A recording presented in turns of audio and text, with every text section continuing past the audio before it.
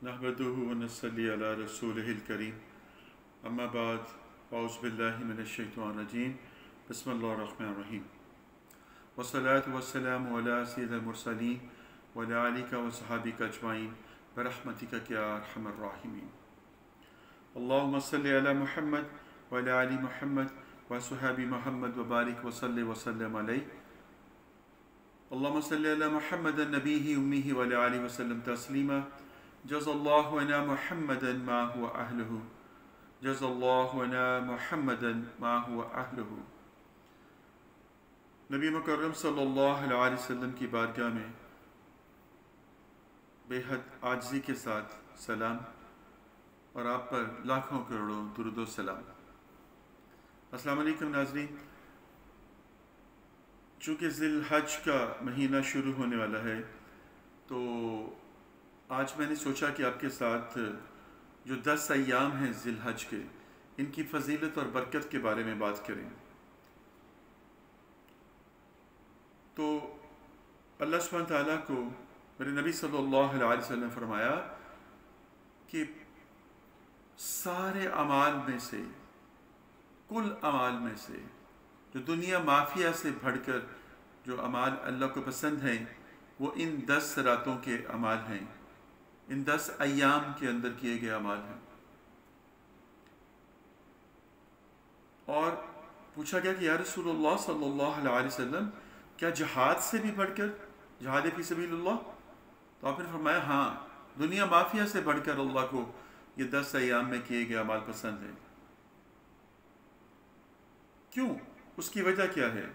उसकी वजह क्या है कि ज़रा गौर कीजिए कि इन 10 अय्याम में वो तमाम इबादात, नमाज, रोज़ा, ज़कात, सदका और हज इन्हीं अय्याम के अंदर मिल जाते हैं। कुर्बानी इसके अंदर मिल जाती है, सुन्नत इब्राहीमी। तो नबी पाक सल्लल्लाहु अलैहि वसल्लम ने फरमाया कि इन 10 अय्याम का बहुत ख्याल करो। कुरान में अल्लाह ने कसम खाई है, वल फज्र वल लयाली अशर, फजर की कसम और 10 रातों की कसम। और ये जो 10 रातें हैं, मुफस्सर ज़्यादातर उनका जो समझ है वो ये कहते हैं कि ये इन्हीं अय्याम के बारे में, इन्हीं रातों के बारे में कहा गया। तो दिन में रोज़ा, रात को शब बेदारी और ज़िक्र अज़कार, तस्बीहात, सदका खैरात, ये इनके मामलात को बढ़ा देने के लिए काफ़ी है। अब किया क्या जाए? तरीक़ाकार वो अख्तियार करना है जो नबी मुकर्रम सल्लल्लाहु अलैहि वसल्लम ने बयान फरमा दिया। आप सल्लल्लाहु अलैहि वसल्लम अमूमी दिनों में तो महीने के 3 दिन आप रोज़े रखते थे, आशूरा पे रोज़ा रखते थे आप, और 9 ज़िल-हज तक आप रोज़ा रखते थे। पहले 9 दिन आप रोज़ा रखते थे। आप सल्लल्लाहु अलैहि वसल्लम फरमाया कि रोज़ा रखने से, जो रोज़ा रखता है उसके चेहरे से जहन्नम की आग को 70 साल दूर कर दिया जाता है। ये एक अमूमी रोज़े की फजीलत है, एक आम रोज़े की। तो जो ये ज़िल-हज के, जो अल्लाह ने कहकर मांगे हैं, ज़िल-हज के रोज़े जो हैं, इनकी बहुत फजीलत है। आप ख़ुद सोचिए कि जब इन अय्याम में हम रोज़ा रखेंगे और इन अय्याम में हम अपने मामलात को दुरुस्त करेंगे, सदका खैरात करेंगे, तो अल्लाह को कितना पसंद आएगा, कितना हमारा ये अमल अल्लाह को पसंद होगा। तो नबी पाक सल्लल्लाहु अलैहि वसल्लम इन 9 अय्याम में रोज़ा रखते थे और यौम अरफा 9 ज़िल-हज जो है उसका रोज़े का बहुत ख़ास एहतमाम करते थे। 9 ज़िल-हज में रोज़ा रखने की फजीलत ये है, नबी पाक सल्लल्लाहु अलैहि वसल्लम फरमाया कि 1 साल से दूसरे साल तक तमाम गुनाहों का कफ़ारा है। अगर यौम अरफा का रोज़ा रख लिया जाए खालिसन अल्लाह की रज़ा के लिए, तो 1 साल के गुनाह जो हैं आपके माफ़ हो जाते हैं, जो कि पिछले यौम अरफा से इस यौम अरफा तक आपसे सरज़द हो गए होते हैं। तो अब इन अय्याम के अंदर करने वाले काम क्या हैं? सबसे पहले है नमाज। अव्वल ज़िक्र जो है वो क्या है? ला इलाहा इल्लल्लाह। और जो पूछ है वो नमाज की है, नमाज के बारे में पूछा जाएगा। तो जिक्र اور پوچھ. اب نماز جو ہے یہ فرض ہے ہمارے اوپر، اور ان ایام میں اگر آپ خشوع اور خضوع کے ساتھ نماز کو ادا کریں گے، خالصتاً اپنے رب کی بندگی کا اظہار کریں گے، تو یہی تو رب چاہتا ہے آپ سے، یہی تو ہم سے چاہتا ہے وہ، کہ میری بندگی پیدا کرو، میری بندگی کرو. نہیں پیدا کیا میں نے انسانوں کو اور جنات کو ماں سوائے اس کے کہ میری عاجزی کریں، میری بندگی کریں. تو کیا ہم بندگی کا حق ادا کر رہے ہیں؟ اپنا حق رب سے لیجئے، اپنا حق لیں. آپ کا حق ہے رب پر، اور رب کا بھی حق ہے آپ پر. سورہ فاتحہ کے اندر آپ کہتے ہیں ایاک نعبد و ایاک نستعین، اے اللہ ہم تیری عبادت کرتے ہیں، تجھ سے ہی مدد چاہتے ہیں. یہ حق مانگ رہے ہیں آپ. تو جب آگے آپ کہتے ہیں اہدنا الصراط المستقیم، تو رب کہتا ہے بے شک میں نے تیرا حق تجھے دیا، تجھے صراط مستقیم دی، جو تو نے مانگا میں نے دے دیا. تو ان ایام میں نماز کی بہت پابندی کیجیے، بڑے اہتمام کے ساتھ نماز قائم کیجیے، اور اپنی زبان کو، اپنی سوچ کو، اپنی نظر کو تمام قسم کے غیر اخلاقی اور غیر ضروری ان معاملات سے بچائیے. اگر آپ کی نماز جو ہے ان ایام میں بھی آپ کو برے کاموں سے نہیں روک رہی، ان ایام میں بھی آپ کے اندر احساس ذمہ داری پیدا نہیں کر رہی، ان ایام میں بھی آپ کے دل کے اندر درد نہیں پیدا کر رہی، تو پھر کوئی فائدہ نہیں ہو آپ کی نماز کا. دل حاضر ہی نہیں ہے تو نماز کا فائدہ کیا؟ نمازیں جو ہیں وہ ہوتی ہیں جو کہ خالصتاً اللہ کے ساتھ کنیکشن کے ساتھ ہوں. میں نے لاسٹ درس میں ذکر کیا تھا رابطہ، اللہ سے رابطہ، کنیکشن. جتنا ہمارا کنیکشن رب سے مضبوط ہوتا ہے اتنی ہی زیادہ ہماری رب کے ساتھ کمیونیکیشن جو ہے وہ اچھی ہوتی ہے. اور جتنا رابطہ ہمارا کمزور ہوتا ہے اتنا ہی زیادہ ہمارے اندر بے یقینی وسواس پیدا ہو جاتے ہیں، شک و شبہات پیدا ہو جاتے ہیں. جب ہمیں یہ یقین ہے کہ رب دیکھتا ہے، سنتا ہے، جانتا ہے، مانتا ہے، تو پھر باقی کیا رہ گیا؟ تو نماز کو بڑے اہتمام کے ساتھ قائم کیجیے. بڑی پیاری حدیث مبارکہ یاد آ رہی ہے. اللہ کے نبی صلی اللہ علیہ وسلم نے فرمایا کہ جب ایک انسان فرض عبادات کے ساتھ ساتھ نفل عبادات کرتا ہے تو رب جو ہے جبریل کو بلاتے ہیں اور کہتے ہیں جبریل میں اس شخص سے محبت کرتا ہوں، تم بھی اس سے محبت کرو. تو جبرائیل امین اس سے محبت کرتے ہیں اور آسمان کی جو دنیا ہے وہاں پر اعلان کر دیتے ہیں کہ میں اور اللہ اس سے محبت کرتے ہیں، آپ سب بھی اس سے محبت کرو. پھر آسمانی دنیا کی جو ہے وہ مخلوق جو ہے ساری کی ساری وہ اس سے محبت کرنا شروع کر دیتی ہے، اور زمین والوں پر اللہ سبحانہ تعالیٰ اس کی عزت کے جھنڈے لگا دیتا ہے. پھر لوگ اس کے پاس اپنی دعاؤں کی قبولیت کے لیے آتے ہیں اور سفارش کے لیے آتے ہیں کہ آپ ہمارے حق میں دعا کر دیجئے، اللہ سبحانہ تعالیٰ آپ کی سنتا ہے. اور یہ بالکل اکارڈنگ ٹو حدیث ہے. رب کہتا ہے جب ایک بندہ فرض عبادات کے ساتھ ساتھ نفل عبادات کرتا ہے اور میرا قرب چاہتا ہے تو میں اس سے محبت کرنی شروع کر دیتا ہوں. جب میں دیکھتا ہوں کہ یہ اس لیول پہ آ گیا ہے کہ یہ اس کے اندر کی اپنی ذات لا ہو گئی ہے، تو پھر میں اس کا ہاتھ بن جاتا ہوں، میں اس کی آنکھ بن جاتا ہوں، میں اس کے کان بن جاتا ہوں، میں اس کے ہونٹ بن جاتا ہوں، میں اس کی زبان بن جاتا ہوں، میں اس کے پاؤں بن جاتا ہوں. اگر میں تمام اس کے اعضاء جو ہیں وہ میں ہو جاتا ہوں، وہ لا ہو جاتا ہے، وہ نفی ہو جاتا ہے، میں بات ہو جاتا ہوں. پھر جب اس کی زبان سے دعائے خیر نکلتی ہے تو میں اس کو ٹالتا نہیں ہوں، پھر میں اس کی بات کو ٹالتا نہیں ہوں. مستجاب الدعوات ہو جاتا ہے، دعاؤں کی قبولیت ہو جاتی ہے. تو یہ رب کے ساتھ محبت کا، رب کے ساتھ قرب کا، نزدیکی کا یہ انعام ہے جو رب کی طرف سے ہمیں ملتا ہے. اب اس کے اندر آپ جو کچھ مرضی شامل کر لیجئے، غلط قسم کے عقائد، بدعات، شرک، وہ سب کچھ آپ کے اوپر ہے. رب نے جو فرما دیا، جو میرے نبی نے فرما دیا، وہ یہی ہے. اللہ کا قرب حاصل کرنا چاہتے ہو تو نماز کو پراپر طریقے سے ادا کرو، خشوع اور خضوع کے ساتھ. خشوع کہتے ہیں اللہ کی خشیت، اللہ کا ڈر. اور وہ ڈر ایسا نہیں کہ جو موت کا ہو، ایک شیر آپ کو کھا جائے گا، وہ والا ڈر نہیں ہے، بلکہ دبدبا، ادب. جیسے کہ اپنے استاد، اپنے بزرگ جو ہوتے ہیں ان کے سامنے جب آپ پیش ہوتے ہیں تو آپ کانپ رہے ہوتے ہیں، آپ کے دل کے اندر ایک ڈر ہوتا ہے، ایک دبدبا ہوتا ہے ان کا. ادب کے ساتھ دبدبا ہوتا ہے کہ پوچھ لیا تو ڈانٹ پڑ گئی، یہ نہ ہو جائے، وہ نہ ہو جائے، یہ دبدبا ہے. اور خضوع کیا ہے؟ ہر ایک رکن کو پراپر طریقے سے ادا کرنا، نیت باندھی ہے تو پراپر طریقے سے نیت باندھنی ہے. قیام ہے تو قیام میں مکمل طور پر اس کے جو معاملات ہیں ان کو کرنا ہے. رکوع سجود یہ تمام چیزیں جو ہیں ان کو پراپر طریقے سے کرنا, ٹھہر ٹھہر کر نماز پڑھنا. حکم یہ ہے کہ جب وضو کرو تو جوانوں کی طرح کرو, جب نماز پڑھو تو بوڑھوں کی طرح پڑھو, رک رک کر ٹھہر ٹھہر کر آہستگی کے ساتھ لطف لے کر پڑھیں. اور جب آپ کو اس سمجھ یہ ہو جائے کہ سامنے کون ہے تو پھر آپ کبھی بھی میرا نہیں خیال کہ نماز کے اندر تیزی پیدا ہوگی. نماز میں تیزی اسی لیے پیدا ہوتی ہے کہ ہم سامنے والے کو بھول چکے ہوتے ہیں. چلیں جی, نماز ہو گئی, جب بھی نماز پڑھیں اچھے طریقے سے. اب دوسری بات کیا ہے؟ ذکر. افضل ذکر کیا ہے؟ لا الہ الا اللہ. اس کا بہت کثرت سے ذکر کیجیے, بہت کثرت سے ذکر کیجیے, بہت ثواب ہے اس کا بے انتہا. میں اگر بیٹھوں گا تو 1 گھنٹہ لگ جائے گا, لیکن میں صرف اختصار کے ساتھ آپ کو بتانا چاہ رہا ہوں کہ ذکر کیجیے لا الہ الا اللہ, لا الہ الا اللہ. بیٹھتے ہوئے سے کہتے رہا کریں لا الہ الا اللہ. یہ اللہ کی الہ ہونے کی, اللہ کی ربوبیت میں, الوہیت میں الہ ہونے کی توحید کا آپ اقرار کر رہے ہوتے ہیں. لا الہ الا اللہ. تسبیحات, میرے نبی صلی اللہ علیہ وسلم نے فرمایا کہ اللہ سبحانہ تعالیٰ کو ان ایام میں تسبیحات کرنا بہت پسند ہے. آپ نے فرمایا کہ جب معراج ہوا, میں معراج میں گیا اللہ کے پاس, تو ابراہیم علیہ السلام سے ملاقات ہوئی. تو ابراہیم علیہ السلام نے کہا کہ اے محمد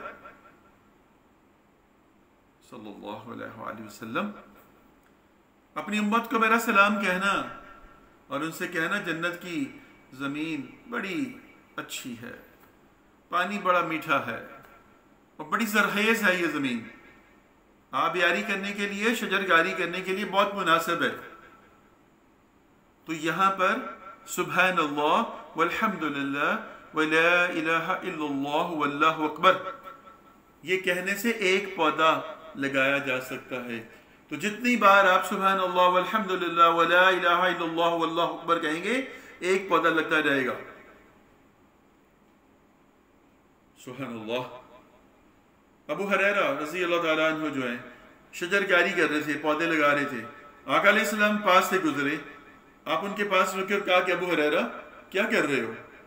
انہوں نے کہا یا رسول اللہ شجرکاری کر رہا ہوں, درخت لگا رہا ہوں, پودے لگا رہا ہوں. کہا کہ اگر میں تمہیں اس سے بہتر شجرکاری بتاؤں تو جو جنت میں ہوگی؟ کہا بے شک, بتائیے یا رسول اللہ صلی اللہ علیہ وسلم. تو آپ نے فرمایا سبحان اللہ والحمد للہ ولا الہ الا اللہ واللہ اکبر یہ پڑھا کرو. اس کے 1 مرتبہ پڑھنے سے جنت میں 1 پودا لگ جاتا ہے. اللہ ہمیں پودے لگانے کی توفیق عطا فرمائے. سبحان اللہ کہنے پر آپ نے فرمایا کہ 20 نیکیاں ملتی ہیں, 20 گناہ اللہ مٹا دیتا ہے. الحمدللہ کہنے پر 20 نیکیاں ملتی ہیں اور 20 گناہ مٹ جاتے ہیں. اللہ اکبر کہنے پر 20 نیکیاں ملتی ہیں اور 20 گناہ مٹ جاتے ہیں. لا الہ الا اللہ کہنے پر بھی یہی ہوتا ہے. اور جب آپ کہہ لیں ایکسٹرا الحمدللہ رب العالمین تو 30 نیکیاں ملتی ہیں اور 30 گناہ آپ کے زائد ہو جاتے ہیں. تو آپ خود سوچ لیجئے کہ یہ ایک ایک حرف کے اوپر, ایک ایک کلمے کے اوپر جو ادا کرنے میں بہت ہلکے ہیں, وزن میں بہت بڑے ہیں, ترازو میں بہت اوپر ہیں, بہت پلڑے میں بھاری ہیں. یہ جو میں نے لا الہ الا اللہ کا بتایا تو اس میں 99 رجسٹر ایک بندے کے سامنے پیش کر دی جائیں گے اس کے اعمال کے. رب کہے گا دیکھو یہ سارے تیرے ہیں. رب کہے گا, وہ بندہ کہے گا جی میرے ہی ہیں. اب ان کی بنیاد پہ تو جنت نہیں ہے, اب تیرے پاس کوئی عمل بھی نہیں ہے, اب کیا کرے گا؟ اس کا رنج فک ہو جائے گا. رب فرمائے گا کہ تیرے پاس ابھی ایک عمل ہے. کہا وہ کیا؟ کہ لا الہ الا اللہ. کبوتر کے اندر کا پر جو سافٹ سا ہوتا ہے وہ لہراتا ہوا آئے گا, وہ اس کے ترازو میں گرے گا اور اس کا پلڑا بھاری ہو جائے گا, دوسرا پلڑا ہلکا ہو جائے گا, 99 رجسٹر ہلکے ہو جائیں گے. جس نے صدق دل سے 1 مرتبہ کلمہ پڑھا لا الہ الا اللہ محمد رسول اللہ, اس نے اور شرک نہیں کیا تو وہ جنت ہے, جنتی ہے, وہ جنت میں ہے, اس کے اعمال کے اوپر بھاری ہیں. تو لا الہ الا اللہ اور سبحان اللہ الحمدللہ اللہ اکبر یہ سارے کے سارے کلمات بہت بڑے ہیں. بار بار ان کا تذکرہ کیجیے اور ویسے بیٹھے بیٹھے الحمدللہ رب العالمین کہا کریں. अब सुबह जब उठे तो कहे अल्हम्दुलिल्लाह रब्बिल आलमीन, 30 नेकियां मिल गई, 30 गुनाह मिट गए। खाना खाया तो कहा अल्हम्दुलिल्लाह रब्बिल आलमीन, शुरू किया तो पढ़ लें, बाद में पढ़ लें, पानी पिया तो पीने के बाद पढ़ लें, तो क्या मसला है इसमें, नेकियों का अंबार लग जाएगा। सहाबी ने कहा या रसूलुल्लाह सल्लल्लाहु अलैहि वसल्लम, इससे तो हम पहाड़ सवाब के लगा लेंगे। तो अल्लाह के नबी ने फरमाया देने वाले के पास किस चीज़ की कमी है, देने वाले के पास किस चीज़ की कमी है। लेकिन अल्लाह जो नेमतें तुम्हें दी हैं उसका मुआवजा जब किया जाएगा तो तुम्हारा ये पहाड़ भी खत्म हो जाएगा। मेरे नबी सल्लल्लाहु अलैहि वसल्लम फरमाया कि क्या तुम पसंद करोगे कि तुम्हारा तज़किरा अल्लाह के सामने हो, अल्लाह के अर्श पे हो। कहा क्यों नहीं या रसूलल्लाह, फरमाइए। तो आपने फरमाया जब तुम तस्बीहात करते हो ना, सुबहानल्लाह वल्हम्दुलिल्लाह ला इलाहा इल्लल्लाह वल्लाहु अकबर, जब तुम ये पढ़ते हो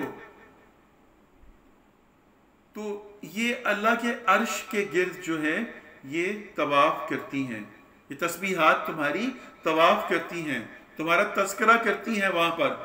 और इनकी आवाज़ जिस तरह से शहद की मक्खियों की बिनबनाहट होती है उस तरह की आवाज़ इनकी आती है। ये घूमती हैं वहाँ पर अल्लाह के अर्श के गिर्द और तेरा तज़किरा करती हैं पढ़ने वाले का। अल्लाह अकबर, अल्लाह अकबर। अल-बाक़ी, अल्लाह की सिफ़त है, अल्लाह के सिफाती ने में बाकी रहने वाला। तो जब आप अल्लाह के नाम को बाकी रखेंगे तो अल्लाह आपके नाम को भी बाकी रखेगा। अल्लाह नूर है, नूरुस समावाति वल अर्ज़ है। जब आप उसको बयान करते हैं, आप उसकी पाकी को बयान करते हैं, तो आप उसकी बाकी होने को बयान कर रहे हैं और रब आपको बाकी रख रहे। तज़किरा करो, फज़कुरूनी अज़कुरुकुम, तुम जिक्र करो मेरा अपनी महफिलों में, मैं जिक्र करूंगा तुम्हारा इससे अच्छी अपनी महफिलों में। तो क्या खूबसूरत तज़किरा है। करने वाली तस्बीहात ये जिंदा हैं, इनके अंदर जान है, बाकी हैं। ये कुरान के अल्फाज जान है इनके अंदर, बाकी हैं। ये बाकी रहने वाले हैं। इनको ज़बान मिलती है रब के सामने, मेरे आपके सामने नहीं। हमारा यकीन कमज़ोर है, ईमान कमज़ोर है। तो जाता क्या है, मेरे नबी सल्लल्लाहु अलैहि वसल्लम फरमाया अगर एक इंसान के गुनाह जो है समंदर की झाग जितने भी हों और वो जो है पढ़े सुबहानल्लाह वल्हम्दुलिल्लाह वला इलाहा इल्लल्लाह वल्लाहु अकबर वला हौला वला कुव्वता इल्ला बिल्लाहिल अलिय्यिल अज़ीम, जब वो ये पढ़ता है तो उसके समंदर की झाग के बराबर भी गुनाह होंगे तो ख़त्म हो जाते हैं। तो तस्बीहात ज़िक्र कीजिए, ये बहुत प्यारी चीज़ें हैं, ये बहुत फ़ायदे की चीज़। सदका कीजिए, ज़कात दीजिए। आपने कौन सा अपने माल में से देना है। इशफाक साहब फरमाते थे कि अल्लाह की राह में दिया करो, कौन सा अपने पल्ले से देना है। वो देता है तो दे रहे हो ना, अल्लाह से सौदा किया करें, दिया करें, देने का नाम है। तो मैंने आज सिर्फ बात करनी है आपके साथ अय्यामे ज़िल हज के ऊपर। इंशाअल्लाह इसके बाद हम बात करेंगे कुर्बानी के ऊपर कि क्या फ़लसफ़ा है कुर्बानी का, उसको भी आपसे बात करेंगे। लेकिन आज सिर्फ आप ये बात समझ लीजिए कि 10 अय्याम आपको मिलने वाले हैं। मैंने 2-4 दिन पहले इसलिए आपको ये लेक्चर दे दिया ताकि आप इसके लिए अपने मेंटली अपने आप को प्रिपेयर करें, तैयार करें अपने आप को कि आपने इन 10 अय्याम में अल्लाह को राज़ी करना है। और अल्लाह के लिए जो अल्लाह कहता है कि मेरे नज़दीक बेहतरीन अय्याम है, बेहतरीन इबादतें हैं, तुम्हारी नमाज बेहतरीन है, तुम्हारा सदका बेहतरीन है, तुम्हारा रोज़ा बेहतरीन है, तुम्हारी ज़कात बेहतरीन है, तुम्हारा हज बेहतरीन है। और मैं दरख्वास्त करूंगा आपसे कि सूरत हज जो है उसको लाजमी पढ़िए, लाजमी पढ़िए। इंशाल्लाह नेक्स्ट जब हम बात करेंगे आपको समझ आएगी मैंने क्यों कहा आपको सूरत हज का तर्जुमा पढ़ने के लिए। फिर देखिए क्या ये हज है हमारे जो हम करते हैं। बड़ी तकलीफ के साथ ये बात कहनी पड़ती है कि हम दीन से बहुत दूर होते जा रहे हैं, बहुत दूर होते जा रहे हैं। तो जब यौमे जो है वो अरफा आए तो कम से कम आप उस दिन रोज़ा रखें और अपने अल्लाह के साथ जो है अपने एक साल के गुनाहों की माफ़ी उससे लें, उसे कह के लें, हक़ लें अपना अल्लाह से हक़ लेना सीखें अपना। इब्लीस ने अपना हक़ लिया अल्लाह से, खैर नहीं था, शर था। उसे कहा रब मेरा हक़ है मुझे दे। क्या हक़ लिया? मुझे क़यामत तक के लिए ज़िंदगी दे और मुझे ताकत दे कि मैं तेरे बंदों को बहका सकूं। रब ने कहा दिया तुझे तेरा हक़। तो क्या हम नबी के उम्मती होकर सल्लल्लाहु अलैहि वसल्लम अपना हक नहीं ले सकते अल्लाह से? क्यों नहीं ले सकते? ले सकते हैं, लेकिन लेने वाला दिल, लेने वाली नीयत, लेने वाली जुबान, लेने वाली सोच हो। ہماری عبادات خالصاً اللہ کے لیے ہونی چاہیے. ہمارا سونا بیٹھنا اٹھنا جاگنا اللہ کے لیے ہونا چاہیے. ہماری نمازیں اللہ کے لیے ہونی چاہیے. میری درخواست ہے آپ سے کہ ان 10 دنوں کے اندر بہت کثرت سے تسبیحات کیجیے. میں نے بہت ہی اختصار کے ساتھ آپ کو موٹی موٹی بات بتا دی ہے کہ سبحان اللہ الحمدللہ اللہ اکبر یہ کہنے میں آپ کے لیے کیا جاتا ہے. لا الہ الا اللہ کہنے میں کیا جاتا ہے. سبحان اللہ والحمدللہ ولا الہ الا اللہ واللہ اکبر ولا حول ولا قوة الا باللہ العلی العظیم یہ کہنے میں کیا جاتا ہے. ولا حول ولا قوة الا باللہ العلی العظیم کیا ہے؟ میرے اللہ نے فرمایا نبی صلی اللہ علیہ وسلم کو کہ نبی ان کو بتائیے کہ جو میرا عرش پکڑ کے کھڑے ہوئے فرشتے ہیں جب انہوں نے میرے عرش کو میں نے کہا اٹھاؤ فرشتوں عرش کو تو انہوں نے اٹھانے کی کوشش کی تو ہلا بھی نہیں سکے. ان کا قاصر ہے رب ہم اس کو نہیں اٹھا سکتے. میں نے کہا پڑھو ولا حول ولا قوة الا باللہ العلی العظیم. انہوں نے پڑھا اور اٹھا لیا اور آج تک اٹھا کے کھڑے ہوئے ہیں اور یہی پڑھ رہے ہیں. یہ جنت کے خزانوں میں اللہ کے عرش کے نیچے دبے ہوئے خزانوں میں سے ایک طاقت ہے. اور کہا کہ ان میں سے ایک فرشتے کے بارے میں بتاؤ اس کی کان کی یہ لوکا گری ہوئی حالت میں گردن سے کان تک کا فاصلہ جو ہے وہ 450 سال اڑنے والا ایک پرندہ اڑتا رہے تو اس مسافت کو طے نہیں کر سکتا. اتنا جلیل اور قدر جو ہے فرشتہ ہے, اتنا طاقتور ذی قوت فرشتہ ہے جس کی یہ اور یہ 450 سال تک پھیلی ہوئی ہے. تو باقی وہ کیا ہوگا؟ تو وہ اٹھانے سے قاصر ہے. یہ اللہ کی بڑائی ہے, اکبر ہونے کی نشانی ہے. اللہ اکبر اللہ اکبر لا الہ الا اللہ واللہ اکبر اللہ اکبر للہ والحمد. فی امان اللہ.